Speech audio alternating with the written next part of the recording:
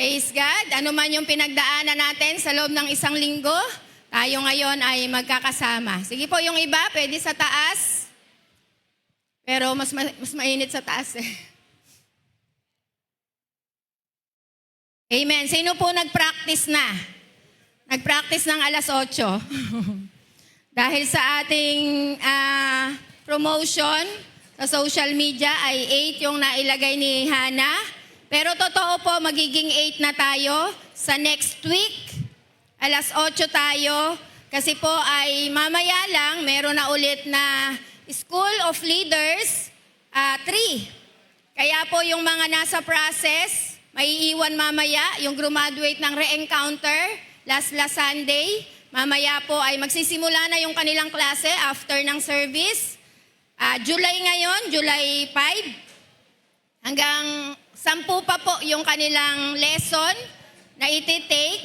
Kaya aagahan po natin. Amen. Sino po nakapag-practice na? Diba? Nakapag-practice naman na kanina. Sabi ni Hannah kanina, Mami, kaya pala maaga 8 pala yung nalagay ko kanina. 8 pala yung nalagay ko sa video. Sabi ko, okay lang. Sa isang linggo naman ay 8 na po talaga. At by August, meron po ditong mga nagpalista na sa atin pong live class. Pakitaas nga po yung kamay ng mga nagpalista sa live class. Sige po, taas yung kamay. Huwag kayong mahiya. Taas nyo. Maging proud. Pang level up po yan. Promotion yan. Okay. Sige po, pakibaba na. Hanggang July ano lang ba? Yung registration? July 12? Ate Eileen, hanggang July 12 na lang po. Opo, hanggang July 12 na lang po yung registration.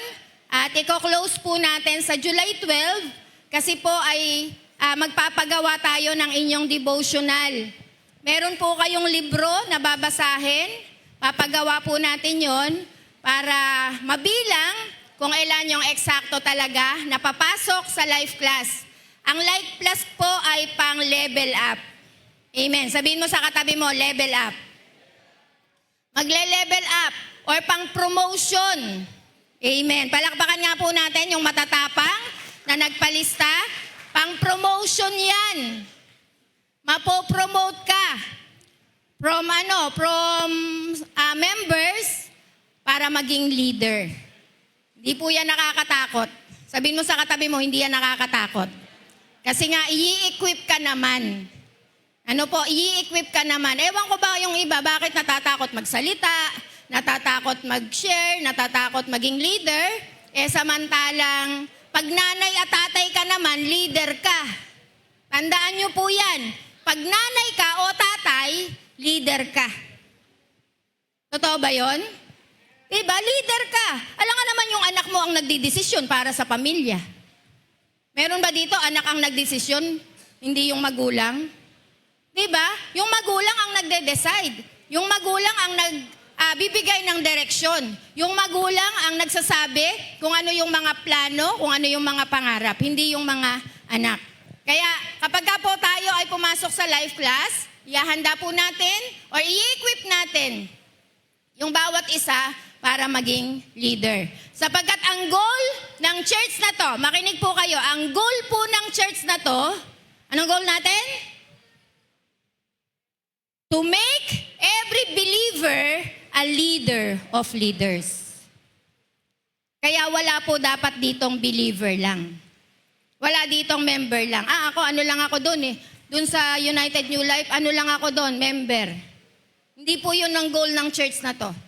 Ang goal ng church na to make every believer a leader of leaders. Pag sinabi pong leader of leader ka, pero meron kang disciple na mga leaders din. Yung mga inaalagaan mo ay mga leader din. Hindi basta member lang or believer lang or disciple lang. To make every believer a leader of leaders. Kaya mamaya, maiwan po yung mga nasa SOL 3 at by August, magi-start po yung ating life class na klase. Amen. Sino po excited?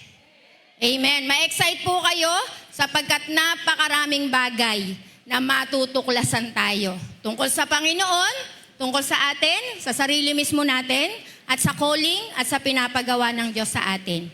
Amen. Maglagay tayo ng excitement sa puso natin, huwag takot. Amen po ba? Sige po, tayo ay mag-aral sa umagang ito ng mga salita ng Panginoon. Sabi sa Isaiah, tayo po tayong lahat, minsan pa, para sa paggalang ng mga salita ng Diyos. Isaiah 54 verse 17. Basahin po natin sabay-sabay. 1, 2, 3. Ngunit mula ngayon, wala nang sandatang gagamitin laban sa iyo at masasagot mo ang anumang ibibintang sa iyo. Ang mga lingkod ko'y aking ipagtatanggol at sila'y bibigyan ng pagtatagumpay. Ito ang sinabi ni Yahweh. Amen? Pinagpala po ng Diyos ang kanyang mga salita. Pwede na tayong makaupo. Sabi dyan, wala daw pong anumang sandata or armas na mapapakinabangan or magagamit. Pwede na po kayong umupo. Na mapapakinabangan or magagamit sa mga lingkod ng Diyos. At ang sabi po dyan, anumang mga bintang ay masasagot. Sapagkat meron tayong tagapagtanggol. Ano sabi doon sa next? Sabi dyan, sapagkat yung mga lingkod ng Diyos ay ipagtatanggol at sila'y bibigyan ng pagtatagumpay. Amen. Sino po dito gusto ng tagumpay? Amen. Yan yung gusto natin palagi. Success, victory, triumph sa buhay natin. Sapagkat ang buhay po ay may tatlong laban. Meron tayong tatlong uri ng labanan or 3 kinds of battle. Ano-ano yung mga battle na to? Sabi sa Efeso, ito yung unang laban, sapagkat hindi tayo nakikipaglaban sa mga tao, kundi sa mga pinuno, sa mga may kapangyarihan, sa mga tagapamahala ng kadilimang umiiral ng sanlibutan ito, sa mga hukbong himpapawid, sa kasamaan sa himpapawid. Okay, ang una pong labanan ay sa spiritual realm. Sabi po dyan, sa mga hukbong himpapawid. Okay lang, Ate Sonia, sa'yo muna. Spiritual world. Spiritual world or spiritual realm. Hukbong himpapawid. Merong labanan. Sino po naniniwala merong spiritual battle? Merong spiritual battle. Kaya nga merong mga witchcraft. Sabi po dyan, di tayo nakikipaglaban sa dugo or sa laman. Meron talaga pong espiritong labanan. Meron talagang labanan sa spiritual. Merong mga principalities, merong mga power, yung kadiliman. Tandaan nyo po, si Satanas or si Lucifer, galing yan sa heaven, galing yan sa Diyos, nilikha yan ng Diyos. Wala namang ibang lumikha ng lahat ng bagay, kundi ang Diyos. Dahil nagrebelde siya, dahil nagkaroon siya ng pride, yung kanyang dapat na design para maging worshiper ay nabago dahil sa kanyang pride. Kaya nga lagi ko pong sinasabi, ang pinakamatandang kasalanan ay ang pride. At minsan, hindi mo yan nahahalata na meron ka pala. Tingnan mo nga katabi mo.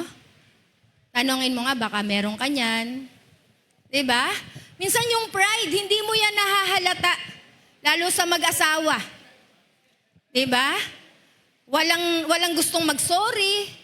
Walang gustong humingi ng paumanhin. Walang gustong humingi ng tawad. Pataasan ng pride. Kaya merong spiritual realm at nilalabanan natin yan sa spiritual na paraan. Pag binasa nyo yung mga sumusunod dyan, merong armor na ibinigay si Pablo sa mga taga-Efeso. Kaya sabi niya, isuot nyo yung baluti para maging handa kayo sa labanan. Pangalawa pong labanan, ano yung una? Spiritual realm. Pangalawa ay ang mind. Sabi sa pangalawang Korinto, Kapitulo 4, talatang 4, hindi sila sumasampalataya sapagkat ang kanilang isip ay binulag ng Diyos ng kasamaan ng daigdig na ito upang hindi nila makita ang liwanag ng magandang balita tungkol sa kaluwalhatian ni Kristo na siyang larawan ng Diyos. Ano daw po yung binulag? Yung isip. Binulag ng Diyos ng sanlibutang ito. Sino ang Diyos ng sanlibutang ito? Maliit yung Diyos dyan, si Satanas. Binubulag yung isip para hindi makaunawa, para hindi makakita ng kaluwalhatian ng Diyos, ng katotohanan ng Diyos, ng kapangyarihan ng Diyos. Bakit may mga tao, kitang-kita naman na talagang ang Diyos yung nagliligtas, na talagang ang Diyos yung nagbe-bless, na talagang ang Diyos ang may kapangyarihan. Pero bulag yung kaisipan. Hindi, dahil to sa akin, dahil to sa galing ko, dahil to sa kahusayan ko. Hindi po. Wala tayong pwedeng ipagmalaki sa Diyos. Kaya kung nabubulagan ka ng isip, meron kang battle dyan. O kaya naman, nalalagyan ng takot, ng pangamba, ng mga pagdududa, yung kaisipan natin. O nalalagyan ng mga kasinungalingan. Amen. Isa lang po yung weapon ng kaaway, kasinungalingan. Kaya ang dapat nating gawin ay punuin natin ang ating mga isip ng katotohanan. At walang ibang katotohanan kundi ang salita ng Diyos. Amen po ba? Kapag puno yung isang sisidlan or kapag puno yung isang lalagyan, puno yung baso, pwede mo pa ba yang lagyan? Hindi na, kasi akupado na. Amen. Wala nang space. Pag naglagay ka, kung meron ka mang lalagyan, kailangan mo munang alisin, tanggalin, para malagyan mo ng bago. Kaya tanggalin natin yung mga kasinungalingan na gawa ng kaaway. Hindi mo kaya yan, mahirap yan. Hindi ka magtatagumpay. Ganyan na lang talaga yung buhay mo. Hindi. Ang pagkakaalam ko, hindi ganyan ang sinabi ng salita ng Diyos. Ang sabi ng salita ng Diyos, binigyan niya ako ng kapamahalaan, pinagpala niya ako, binigyan niya ako ng authority sa lahat ng nilikha niya. Amen po ba? Kaya, kung alam mo yung katotohanan, lahat ng kasinungalingan ng kaaway ay kaya mong labanan. Amen.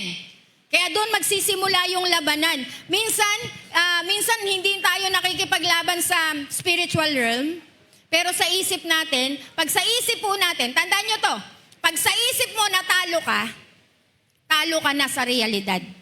Yun yung pangatlong laban. Yung reality. Diba? Yun yung pangatlong battle.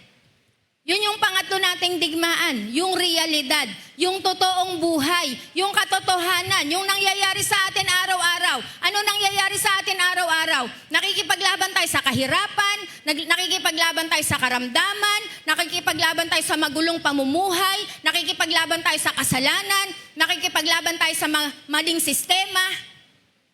Realidad. Amen.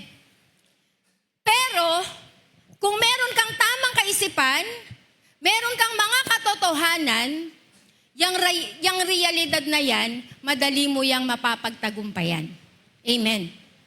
Sabi sa binasa natin, no weapons formed against us shall prosper. Walang armas, walang sandata na ginawa para sa mga anak ng Diyos ang pwedeng magtagumpay. Ano yung mga armas na ginagawa ng kaaway? Yun nga po, bibigyan ka ng doubt. Diba? Ang tagal-tagal mo nang nag-church, bakit hindi pa nagbabago yung buhay mo?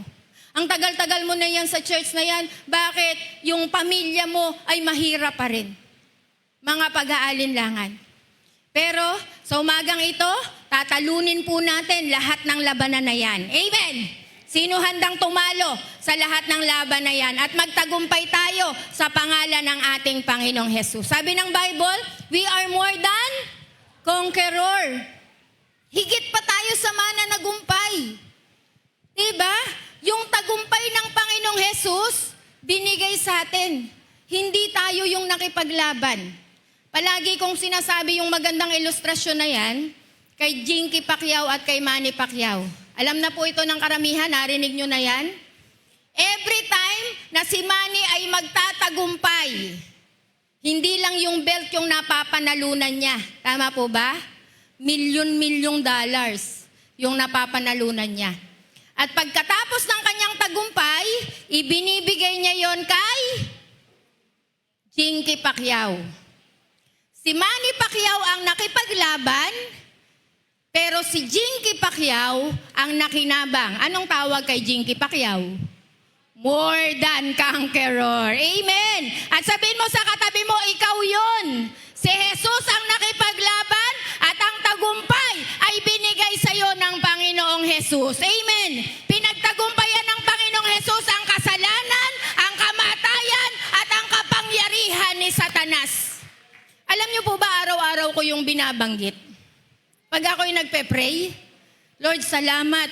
Pinagtagumpayan mo ang kasalanan, ang kamatayan, at ang kapangyarihan ni Satanas. Pinapaalala ko yun araw-araw sa sarili ko para lumakad ako sa isang lakad ng pagtatagumpay. I am more than conqueror. Amen. Amen po ba? So umagang ito, mag-aaral po tayo ng isang buong aklat. Yan. Habang si Ate Eileen ay nenervyusin dahil may SOL pa nga. Pag-aralan natin ang aklat ni Esther. Sino na po nakabasa ng aklat ni Esther? Amen. Sino na po? Pakitaas nga yung kamay. 1, 2, 3, 4, 5, 6, 7, 8. Okay. Konti pa. Sabihin, alam na natin yung istorya ni Esther. At nandyan yan. Alam niyo po ba yung istorya ni Esther ay story of shifting? Yung aklat ni Esther ay aklat ng mga pagpapalitan. Shifting. May pagpapalitang nangyari sa aklat ni Esther. Okay. Kwento ko po sa inyo ng mabilis. 10 chapter to, pero hindi naman natin babasahin syempre. Pero, assignment. Sulat nyo, assignment. Basahin ang aklat ni Esther. 10 chapter lang po yan. Kaya mo ngang manood ng Netflix ng 6 na oras. Kaya mo ngang mag-scroll ng Facebook, ng social media, ng maghapon. Ito po, kaya mong basahin ng isang upuan. Okay, assignment, basahin ang aklat ni Esther. Okay, kukwento ko na ngayon, pero gusto ko po basahin nyo pa rin. Kasi, ano pa yan? Higit pa yan sa K-drama. Maniwala kayo. Higit pa yan sa K-drama. Pag binasa nyo, may excite kayo.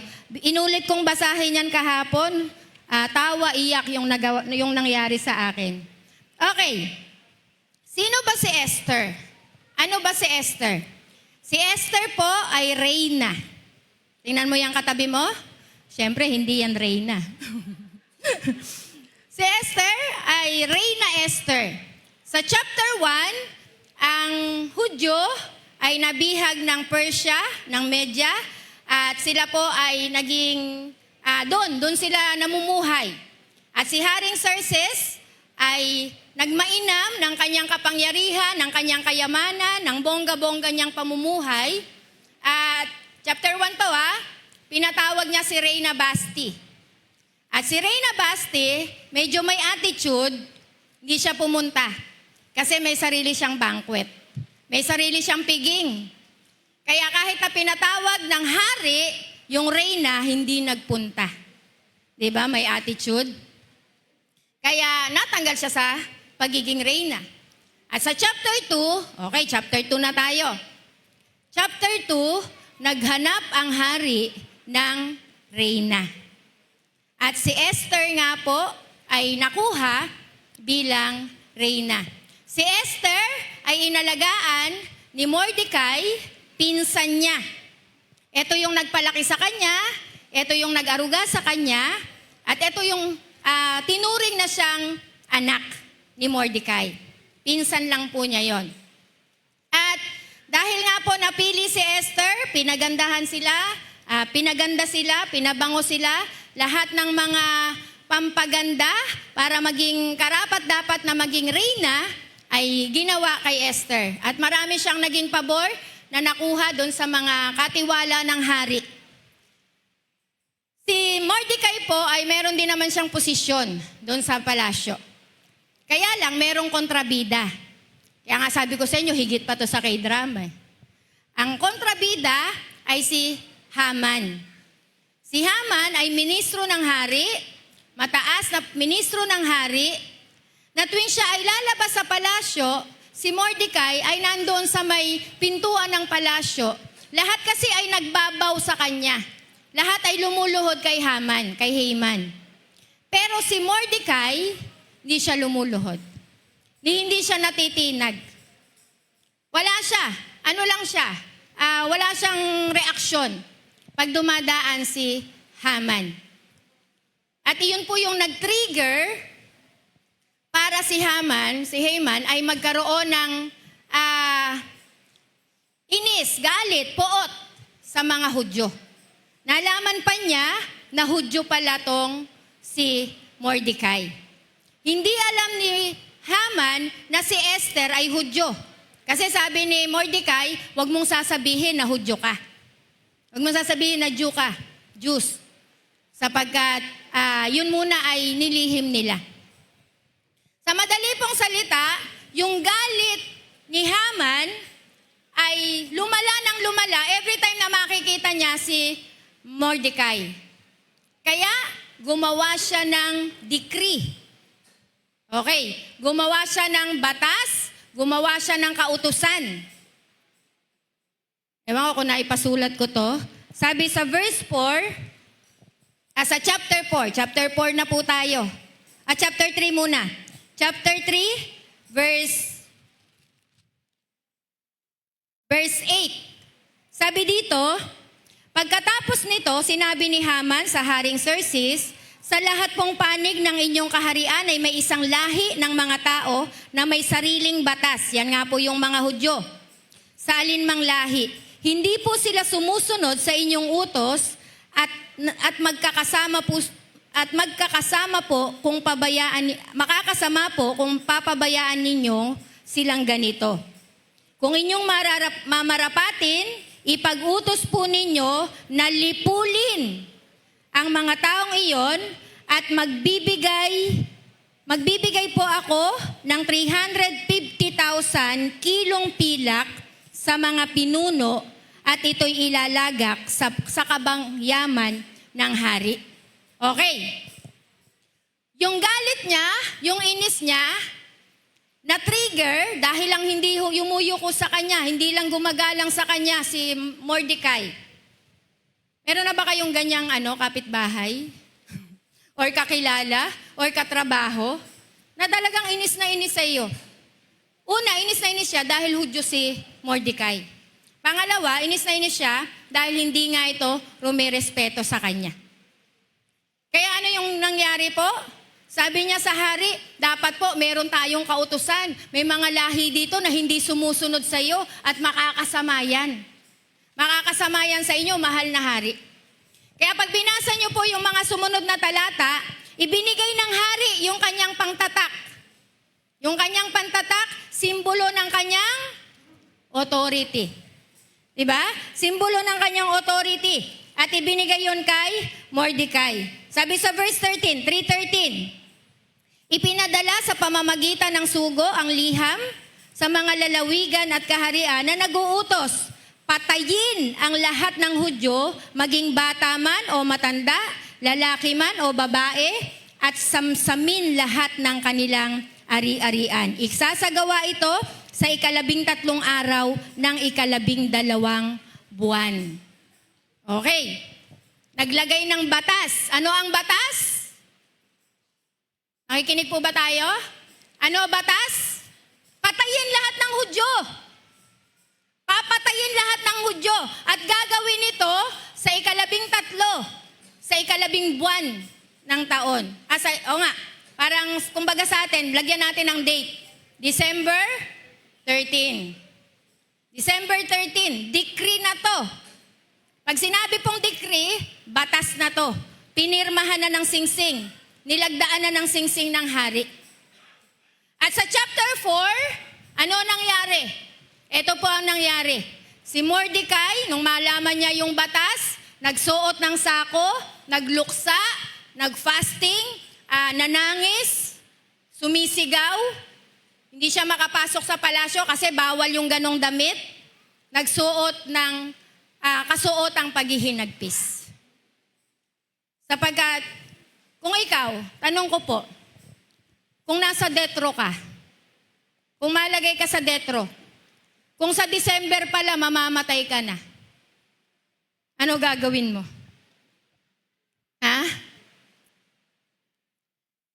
Parang nawalan tayo ng kibo. Kung mamamatay tayo, ano kaya gagawin natin? Naalala ko si Hana at si Atong.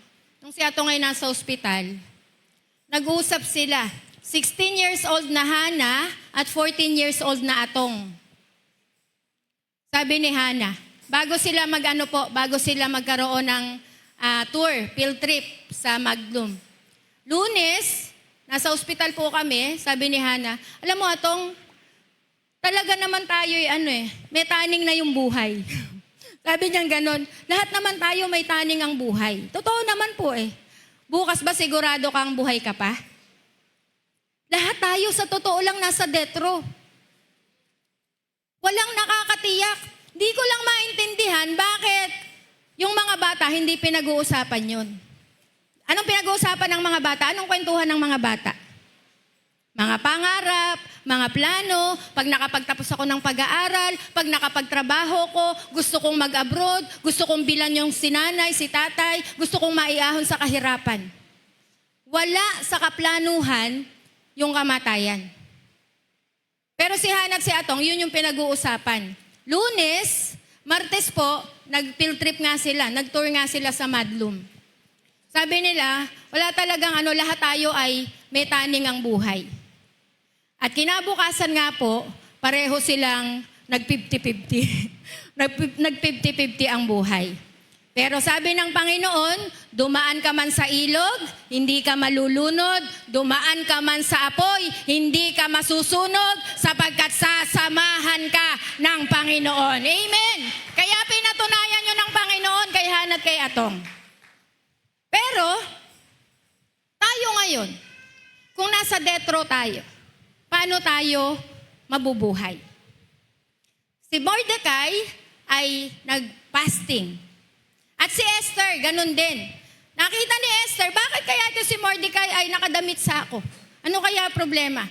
At pinasabi niya sa katulong, sa katiwala, na yun nga yung decree ng hari. Papatayin yung lahat ng Hudyo. At ang sabi niya kay Esther, siguro kaya ka nandyan para iligtas yung mga Hudyo. At si Esther, nangangamba siya, sabi niya, hindi ako pinapatawag ng hari.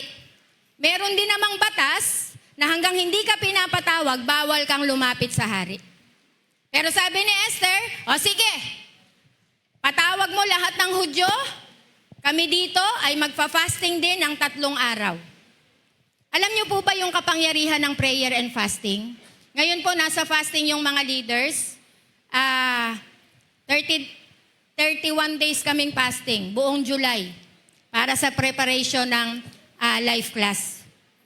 Pagka po merong prayer at merong fasting, ulitin ko, may shifting na nangyayari sa taas. Amen. Merong shifting, may mga pagbabago, may mga pagpapalitan na ginagawa ang Diyos. At yun nga, nag-prayer, nag-fasting, si Esther kasama ng kanyang mga katulong. Okay, chapter 5. Ito yung pinasulat ko. Paano ba tayo haharap kung tayo ay merong mga kapagsubukan or battle? How to face our battle. Sabi po dyan sa Esther chapter 5 verse 1,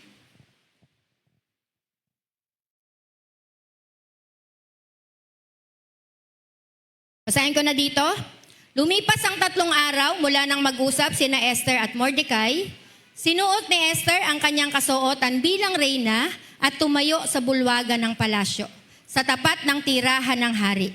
Nakaupo noon sa trono ang hari, paharap sa pintuan ng palasyo. How to face our battle? Paano natin haharapin? Paano tayo haharap sa ating mga battle? Anong battle nila Esther? Nasa death row sila. Papatayin sila. Tayo naman, sabi ko nga, araw-araw din naman, nasa death row tayo. Paano natin haharapin yung spiritual realm, yung ating mind, at yung ating reality? Paano tayo lalaban? Number 1, 3 lang naman po ito. Number 1, dress according to your identity. Mabigat ang problema. Kamatayan, hindi lang po isa mamamatay. Sabi po dyan, lilipulin, buburahin yung mga Hudyo. Yun yung kanilang nilalabanan. Buburahin yung mga Hudyo. Parang ikaw, buburahin yung lahi mo. Mula sa pinaka-ninuno mo hanggang sa pinakabatang miyembro ng pamilya, buburahin. Paano to haharapin? Sabi po dyan, dress according to your identity. Anong ginawa ni Esther? Basahin ulit natin yung verse 1. Nandyan na ba? Lumipas ang 3 araw nang mag-usap sina Esther at Mordecai, isinuot ni Esther ang kanyang kasuotan bilang reyna. Amen. Tingnan mo nga yung katabi mo. Halata bang may pinagdadaanan? Halata bang may problema? Kung tayo ay may hinaharap na mga kapagsubukan, problema, isa sa pinakamagandang harapin ng problema, magdamit ka according to your identity. Yung iba po kasi nagbibihis according to their situation. Diba? Yung problema kitang-kita sa muka. Sobrang haba ng muka. Yung problema kitang-kita sa pananalita. Lahat ng negative. Wala na talaga tayong pag-asa. Talagang napakahirap ng buhay na to. Yun yung kanilang binibihis. Yung problema kitang-kita sa aura. Ang bigat ng aura, punong-puno ng kalungkutan, punong-puno ng kabigatan. Pero alam niyo po, ang pinakamagandang paraan para labanan natin anumang challenges, anumang battle ng buhay natin, magdamit tayo na tayo ay mga anak ng Diyos. Ano identity mo? Ano identity mo? Anak ako ng Diyos. Amen. Anak ako ng Diyos. Hindi mabanaag sa atin na meron tayong mga pinagdadaanang kapagsubukan. Amen. Isa yun sa hinahanga ko kay Pastor eh. Si Pastor kahit kailan hindi mo mahahalatang walang pera. Pero lagi po yung walang pera. Pag humingi ka, ala nga akong pera eh. Pero hindi mo mahalata. Diba? Kasi nga laging naka-dress to kill. Diba? Laging naka-ready. Ano man yung pupuntahan, talagang yun yung kanyang identity. Sa atin naman, minsan obvious na obvious. Ako, may problema siguro to. Yung alakang kibo, yung may sumpong ka, lalo sa mga nanay, pag mainit ang ulo, pag may sumpong, anong ibig sabihin nun? Walang pera. Obvious ba? Diba? Obvious na obvious. Na kapag ka may pinagdadaanan, kitang-kita agad. Si Esther, alam niya yung problema. Alam niya yung sitwasyon. Pero isinuot niya yung pinakamaganda niyang kasuotan. Humarap siya sa hari bilang reyna. Bilang reyna. Siguro po, isa yan sa pinakamagandang panglito sa demonyo. Amen. Panglito sa demonyo. Sino makakahalatang may sakit si Ate Telma? Sino magsasabing may sakit siya? Sino magsasabing na-stroke si Kuya Edwin? Amen. Amen po ba? Kahit ang demonyo, malilito kapag ka nagpapaganda ka, maayos yung kilos mo, samantalang meron kang mabigat na pinagdadaanan. Nasa death row ka na pala. Bukas pala papatayin na kayo. Pero ikaw, reynang-reyna talaga yung identity mo.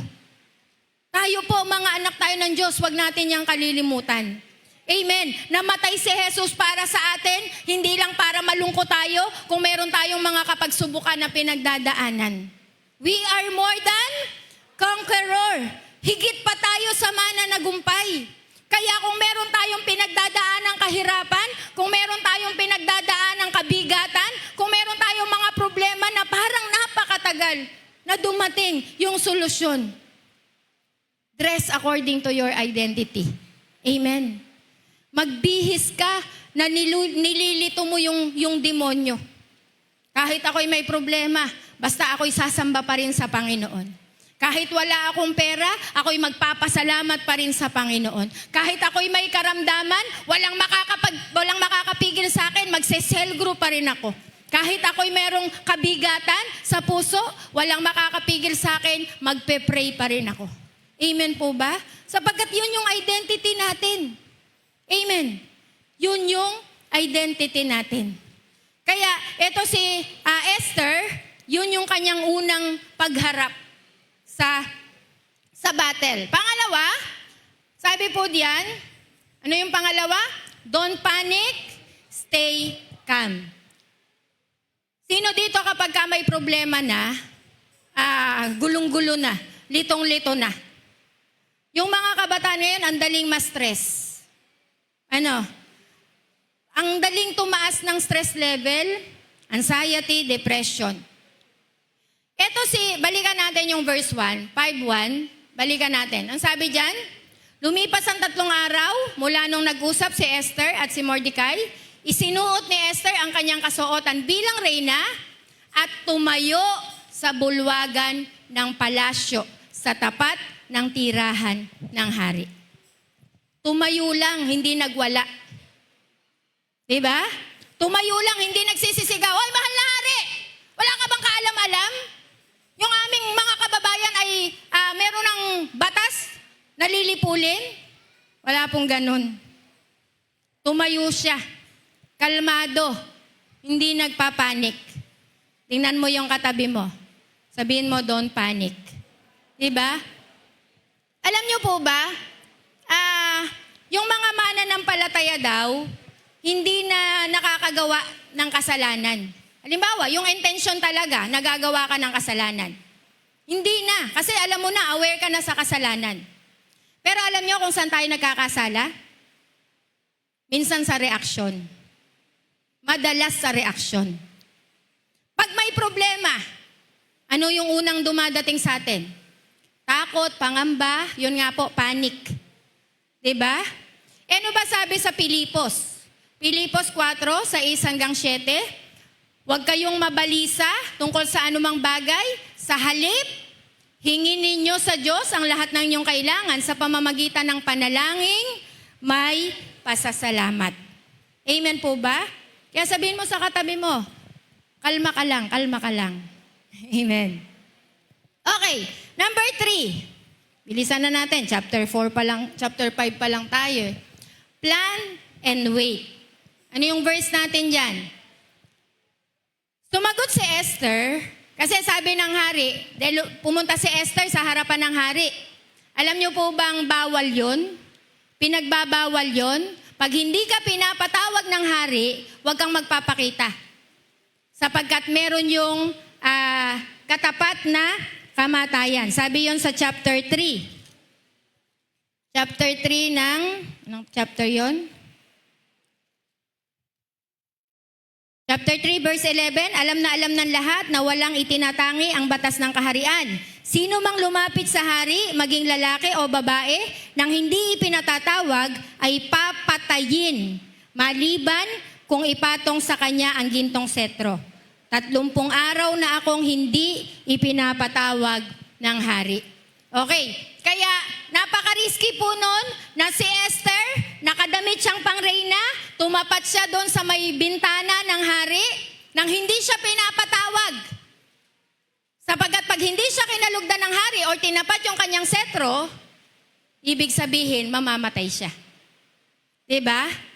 Pero, pag binasa nyo yung sumunod na talata, kinalugdan siya ng hari. At ang tanong ng hari, ano ba gusto mo? Ano ba kahilingan mo, mahal na reyna?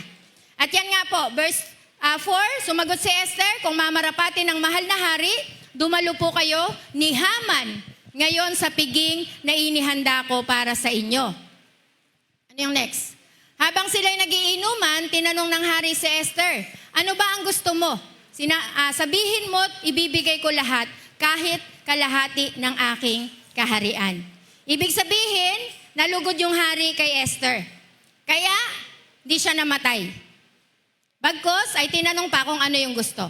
Okay, una, paano tayo haharap sa battle? Dress according to your identity. Diba? Pangalawa, don't panic. Pangatlo, magplano ka at maghintay. Ito po ang plano. Sabi ni Esther, mahal na hari, punta kayo sa piging or sa banquet na gagawin ko. Kayo lang dalawa ni Haman. At yun nga po, pumunta yung hari, pumunta si Haman, pero hindi pa rin sinabi ni Esther. Sabi ni Esther, bukas na lang. Bukas ko na lang sasabihin, bukas punta ulit kayo sa banquet, sa piging na gagawin ko. May plano siya, pero hindi nagmamadali. Amen. Nakikinig po ba kayo? May plano, pero hindi nagmamadali. May opportunity na para sabihin niya, pero hindi niya sinabi. Alam niyo kung bakit?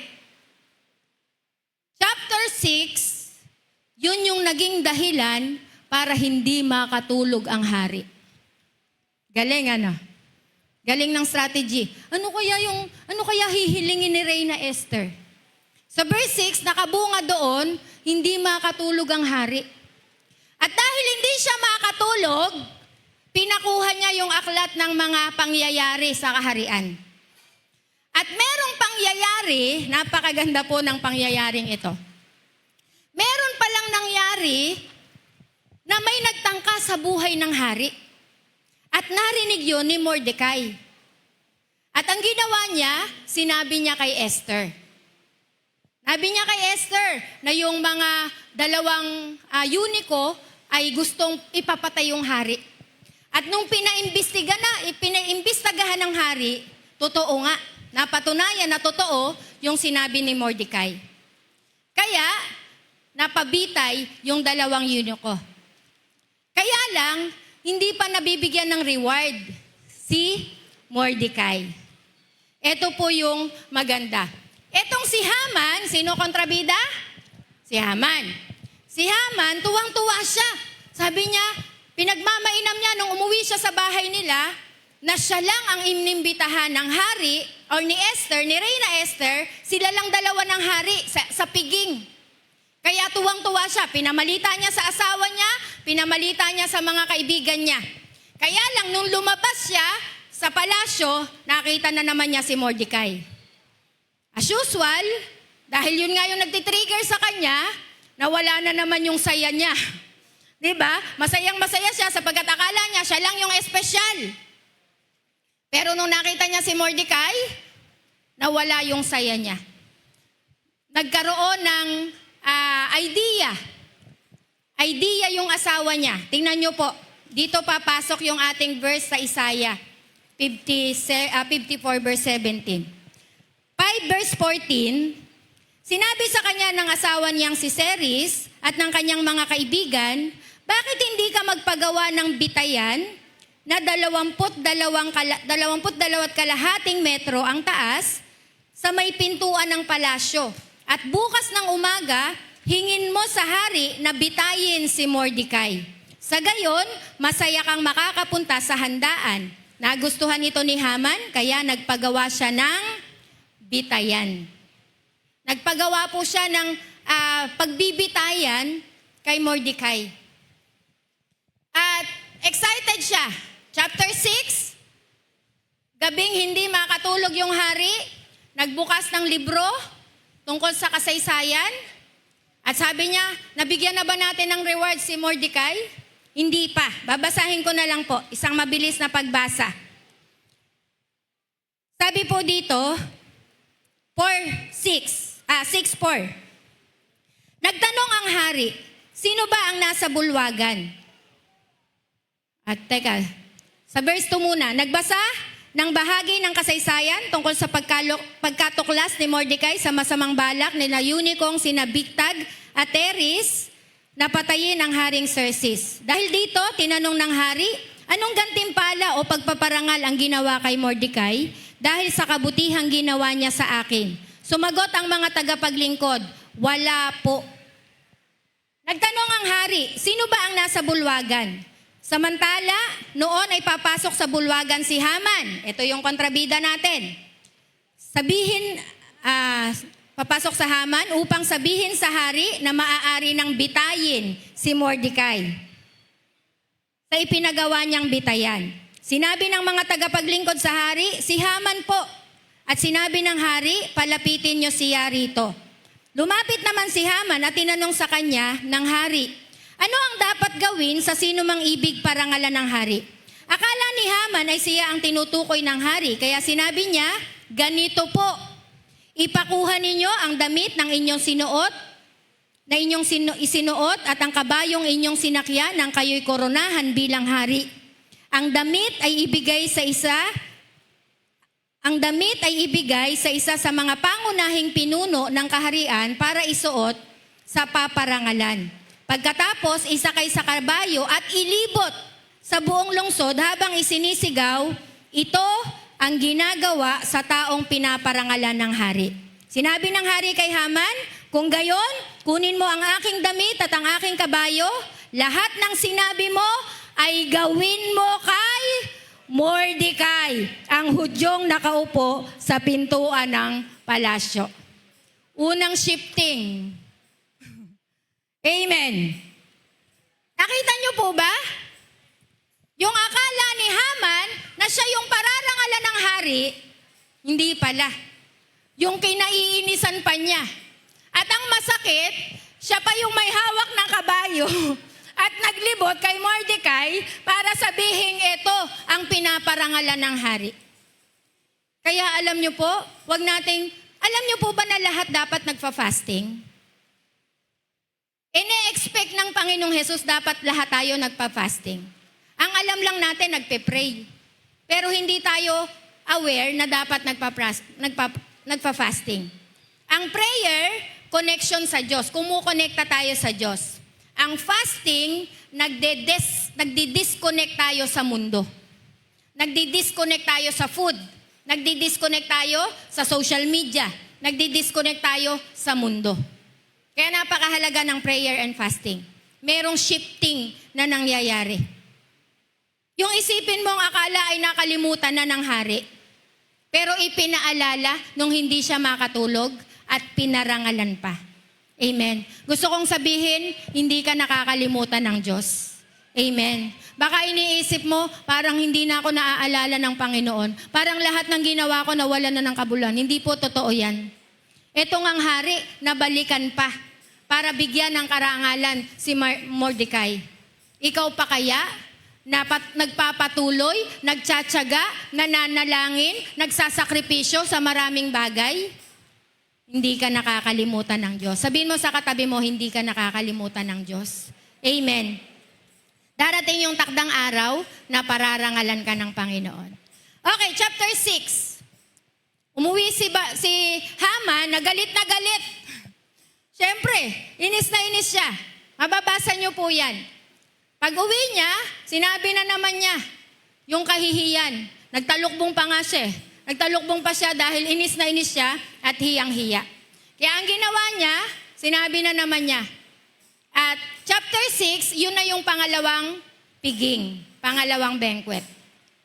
At ang nangyari po, andun na si Esther, andun na si Reyna Esther, andun na yung mahal na hari, at nandun na si Haman. Okay, ano yung mga nangyari? Sabi po dito, chapter 7 na tayo. Chapter 7, sumagot si Reyna Esther, verse 3, kung inyo pong mamarapatin, mahal na hari, nais ko po sanang hilingin na ako at ang aking kababayan ay inyong iligtas. Sapagkat kami po ay ipinagbili. Natatandaan nyo? 350,000 na ginto yung ibabayad ni Mordecai para lamang patayin yung lahat ng Hudyo. Kaya sabi ni Esther, kami po ay pinagbili para patayin at lipudin. Kung kami po ay ipinagbili upang maging alipin, magsasawalang kibuna lamang po ako. Hindi na kayo gagambalain pa. Subalit, kami po ay lilipulin. Tinanong ng hari, sino ang may pakana ng mga bagay na ito? Sumagot si Esther, ang aming kaaway at taga-usig, ang masamang si Haman. Grabe, kung ikaw si Haman, on the spot. Diba? Manginginig ka. Hari! Wala kang kamalay-malay na yung mahal na reyna pala ay Hudyo?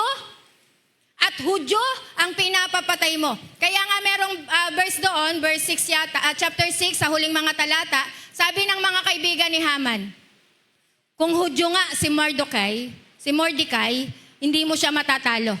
Bagkos ikaw ang matatalo niya. Meron ng ganung hula, meron ng ganung declaration yung mga kaibigan ni Haman. Kapag ka Hudyo, hindi mo yan matatalo. Ikaw pa ang tatalunin yan. Tingnan mo yung katabi mo. Hindi yan na matatalo ng sino man. Amen. Sapagkat anak yan ng Diyos. Iyan ay Hudyo, spiritually. Hudyo ka, spiritually. Kung anak ka ni Abraham, spiritually, ikaw ay isang Hudyo. Kaya yung deklarasyon ng mga kaibigan ni Haman, para sa atin din po yun. Amen. Sa madaling salita, galit na galit ang hari. Kaya pumunta muna siya sa hardin. At ito namang si Haman ay nagmamakaawa.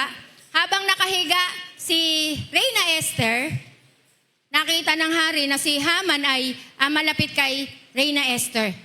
Kaya lalong nagalit ang hari. Alam niyo ang pinagawa ng hari? Di pa tapos magsalita ang hari, sinakluban na yung kanyang muka.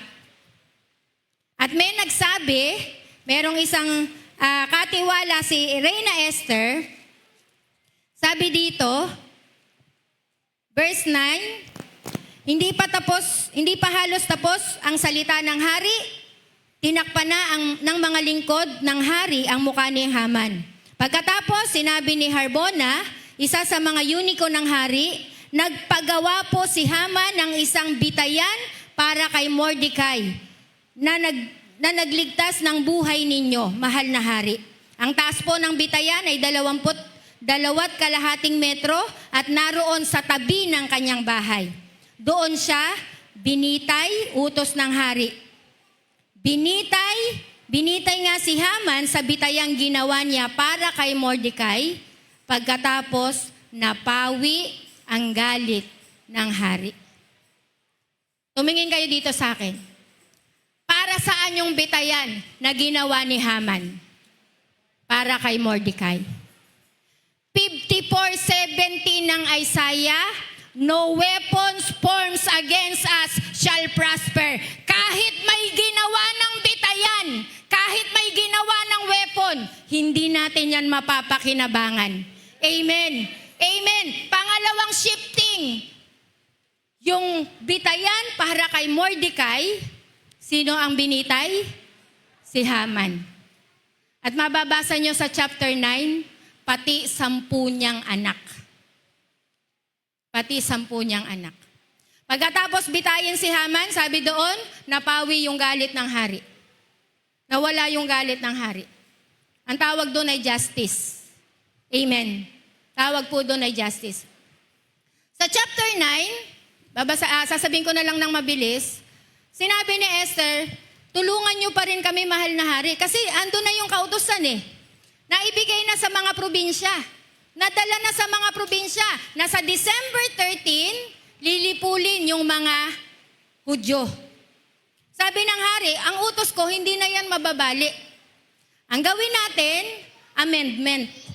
Amen. Susugan natin yung batas. Sabi ng hari, tawagin mo si Mordecai, bibigay ko yung singsing ko, at magsabi ka kung ano yung isususog mo doon sa batas. Amen. Amen po ba? Ito na yung pangatlong shifting. Sabi ni Mordecai, magtipon-tipon yung mga Hudyo at sino mang aatake sa kanila. Kasi po, ang unang batas, lilipulin lang yung mga Hudyo nang walang kalaban-laban. Pero sa pangalawang batas, sa amendment nga, sabi ng idinagdag nila, pag dumating yung araw na hinihintay ng mga kalaban ng Hudyo, may kapangyarihan at may karapatan yung mga Hudyo na lumaban. Nagtipon-tipon sila sa bawat probinsya, bawat lugar, para lahat ng aatake sa kanila, papatayin nila. At pag binasa nyo yung chapter 9, napakaraming mga kalaban. Walang namatay na Hudyo. Walang namatay na Hudyo. Halos thousands yung namatay na kalaban ng mga Hudyo na umatake sa kanila. Kasama nga po doon yung 10 anak ni Haman. At yung 10 anak ni Haman ay nabitay din doon sa bitayan na ginawa ni Haman para kay Mordecai. Ano yung nangyari? Bakit nagkaroon ng mga shifting? Sapagkat unang nilabanan yung spiritual realm, lahat ng laban po ay dinaan muna sa fasting. Panginoon, ginagapos namin, tinatalian namin lahat ng kapangyarihan. Alam niyo po bang pwede nating i-cancel anumang mga plano ng kaaway sa buhay natin? Amen. Kayang-kaya mong i-cancel anumang mga sakit karamdaman sa dugo, sa latay ng Panginoong Hesus. Tayo'y gumaling. Kaya nagkakaroon ng shifting. Maniwala po kayo. Pwedeng bumaligtad yung mga pangyayari. Lahat ng plano ni Haman hindi nangyari sapagkat merong tagapagtanggol ang Israel. Amen. No weapons formed against us shall prosper. Walang armas, walang sandata na ginawa na papakinabangan ng tao sapagkat merong tagapagtanggol ang Israel. At ang tagapagtanggol ng Israel ay tagapagtanggol mo din. 121 ang awit, hindi siya natutulog, hindi siya umiidlip para ingatan at bantayan lang tayo. Amen. Abay, daig pa natin yung merong gwardiya. Merong security guard. Basahin niyo yung 121 ng awit. Sabi doon, yung nag-iingat sa Israel ay hindi natutulog, hindi umiidlip. Nagbabantay palagi. Amen po ba? Kaya kung meron mang mga pakanayong kaaway, kung meron man tayong mga Haman sa buhay, kung meron mang mga nagbabanta sa buhay natin, may mga shifting na pwede pong mangyari. Amen. Walang armas na makakadampi sa atin. Amen. At pag binasa nyo po, si Mordecai ay tumaas ng tumaas yung kanyang posisyon. Halos naging pangalawang kamay, kanang kamay ng hari. Amen po ba? Sapagkat yun yung kapangyarihan ng fasting na ginawa ni Esther, ni Mordecai at ng buong mga Hudyo. Kaya tayo po, bilang mga mananampalataya, okay na nagpe-pray tayo. Pero minsan samahan mo din ng fasting. Amen? Sapagkat nagkakaroon po ng ibang resulta kapag tayo ay merong fasting. May mga nangyayaring shifting. May mga nangyayaring pagbabago. Yung attachment mo sa mga worldly na bagay, unti-unti po yung mawawala. At ang ide-desire mo ay yung mga bagay na spiritual. Yung mga bagay na para sa Panginoon. Amen. Maniwala ka, kayang-kayang i-shift ng Panginoon yung ating mga sitwasyon. Walang-wala kang pag-asa ngayon. Pagkatapos nito, ibubuhos ng Diyos ang buhay na pag-asa sa ating mga puso. Walang-wala na tayo ngayon sa larangan ng pinansyal. Pagkatapos nito, makita natin yung kamay ng Panginoon, yung kilos ng Panginoon, magpapala sa lahat ng area ng buhay natin. Amen. Kayang utusan ng Diyos mula sa silangan, sa kanluran, sa hilaga, sa timog, yung mga pagpapala, yung mga blessing para dalhin sa bawat isa sa atin. Kayang utusan ng Panginoon anumang mga bagay na kakailanganin po natin. Amen po ba? Amen po ba? Manatili lang tayo sa Panginoon. Dress according to your identity. Huwag mong ipapakita sa demonyo na kawawa ka. Huwag mong ipapakita sa demonyo na wala kang pag-asa. Huwag mong ipapakita sa demonyo na natatakot ka, nahihirapan ka, nabibigatan ka. Huwag lalabas sa bibig mo na walang-wala kang pag-asa. Hindi po. Ang lumabas sa bibig natin ay katotohanan ng salita ng Diyos. Sabi ng Panginoon, walang makakapaghiwalay sa akin sa pag-ibig ni Kristo. Kahirapan, kahubaran, tabak, or maging kamatayan. Kayang-kaya ko tong mapagtagumpayan sapagkat si Jesus ang aking tagumpay. Amen po ba? Naintindihan po ba natin? Sino ready ngayon sa mga shifting ng buhay natin? Yung malaking pagbabago, yung mga twist na gustong-gusto nating mangyari sa buhay natin. Amen. Totoo, mahirap ka pala ngayon. Totoo, hindi pa maganda yung kalagayan mo ngayon. Pero maniwala ka, may ginagawa ang Diyos. Amen. May ginagawa ang Panginoon. Kahit hindi mo pa nakikita, kahit hindi mo naririnig, kahit wala kang nararamdaman, hindi tayo nabubuhay sa pakiramdam. Nabubuhay tayo sa pananampalataya. Amen. Nabubuhay tayo sa pananampalataya. Pag sinabi ng Diyos, sinabi niya, ipagtatanggol ka ng Panginoon. Balikan natin yung ating verse, Isaiah 54 verse 17. Ngunit mula ngayon, wala nang sandatang gagamitin laban sa iyo at masasagot mo ang anumang ibibintang sa iyo. Ang lingkod ko'y aking ipagtatanggol at sila'y bibigyan ng pagtatagumpay. Amen. Bibigyan ng pagtatagumpay. Sabihin natin, akin ang tagumpay.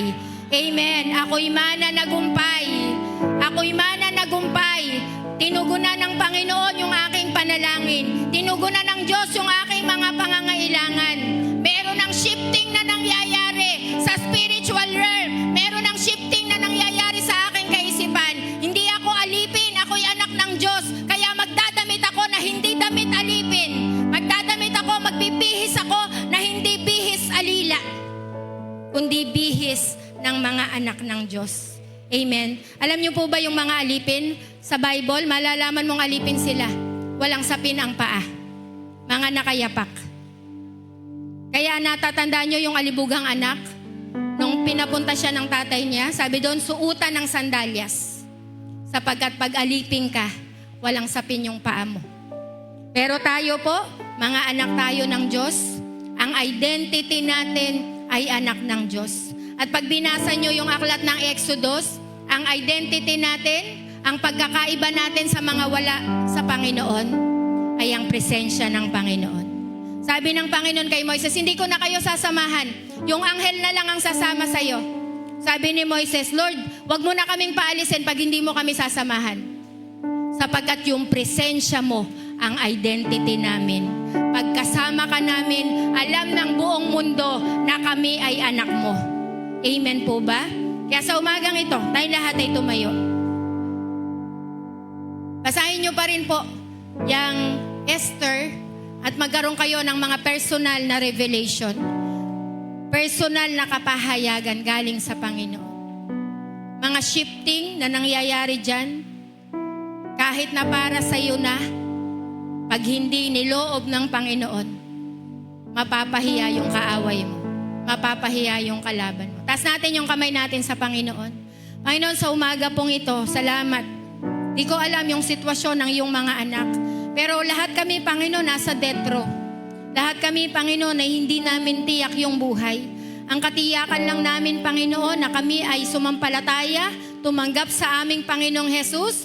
John 3:18, ang sumampalataya ay hindi nahahatulan, kundi lumipat na sa kabuhayan, Panginoon. Kaya kami, Panginoon, ang mga anak mo, mga naniniwala at nananampalataya sa iyo, anumang mga death row, anumang mga pakana ng kaaway, anumang mga armas, anumang mga banta na ginagawa ng kaaway sa buhay namin, Panginoon. Meron kaming katiyakan na merong mga shifting na nangyayari, Panginoon. May mga pagbabago, kaya wala kaming dapat ipangamba, wala kaming dapat ikatakot, Panginoon. Kahit may mga armas na, kahit may mga sandata na ginawa yung kaaway para kami ay patayin, para kami ay guluhin, para kami ay linlangin, Panginoon. Hindi ito mapapakinabangan ng iyong mga anak, sapagkat ililigtas mo kami, ipagtatanggol mo kami, kagaya ni Mordecai, Panginoon, kung paano mo ipinakita yung mga shifting na nangyari sa buhay nila at sa buhay ng mga Israelita.